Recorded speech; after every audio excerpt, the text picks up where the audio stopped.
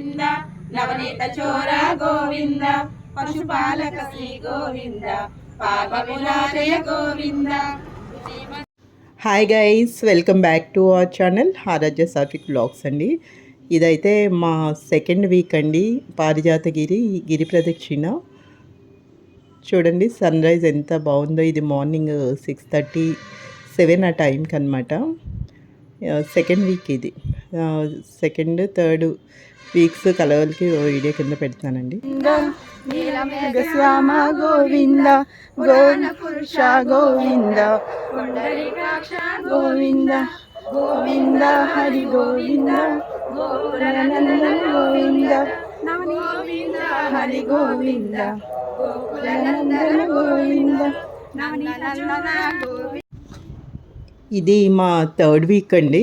Third week Parijathagiri గిరి ప్రదక్షిణ చూస్తున్నారు కదా. మా పిల్లలు కూడా వచ్చారు ఒక వీక్ అయితే. క్లియర్గా ఫస్ట్ వీడియోలో పెట్టానండి, ఫస్ట్ టైం వెళ్ళిన వేరే వీడియోలో. టెంపుల్కి అయితే వచ్చేస్తామండి. తెలిసినది చాలా బాగా జరిగింది. అద్దాల మండపానికి వెళ్ళాము. అద్దాల మండపంలో కూడా మనం దర్శించాల్సిన వెంకటేశ్వర స్వామి టెంపుల్స్ అవన్నీ ఉంటాయన్నమాట. అవి కూడా చూసేసేయండి.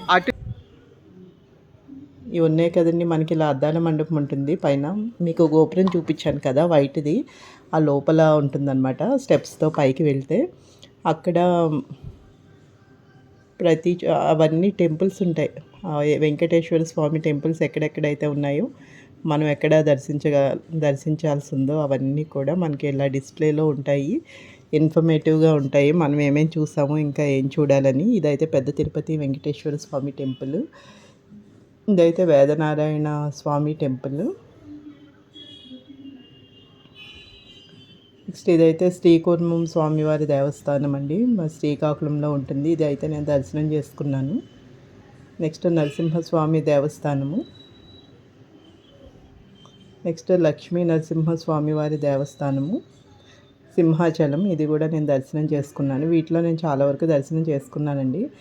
వామన స్వామివారి దేవస్థానం, ఇది వెళ్ళాల్సి ఉంది. నెక్స్ట్ పరశురాం స్వామివారి దేవస్థానం అండి, ఇది కూడా వెళ్ళాలి నేను. ఇంక ఇవన్నీ వరాహ స్వామి, ద్వాదశ మహాగోళస్వామి, కల్కి స్వామివారి దేవస్థానం. ఇవన్నీ నేను చూడలేదండి, ఇవన్నీ కూడా చూడాల్సింది. ఇంకా ఈ వీడియో మీకు ఎలా అనిపించింది, ఏమైనా కామెంట్స్ సజెషన్స్ ఉంటే కామెంట్ సెక్షన్లో చెప్పండి. Please share and subscribe my channel. Thank you guys. ఇప్పటికీ 3 వీక్స్ అయ్యాయి కదండి. ఇంకా 4th, 5th, 6th, 7th 4 weeks కూడా డిఫరెంట్గా వెళ్ళామండి. ఒకసారి మా ఫ్రెండ్ వాళ్ళ ఫ్యామిలీతో, ఒకసారి నేను మా హస్బెండ్, ఒకసారి ఓన్లీ నేను మా ఫ్రెండ్, అట్లా మొత్తానికి 7 వీక్స్ కూడా కంప్లీట్ చేశాను సక్సెస్ఫుల్గా. స్వామివారి దయ వలన చాలా ప్రశాంతంగా హ్యాపీగా అనిపించింది అనమాట. అది అందరికీ ఒకేసారి కుదరదు అనమాట.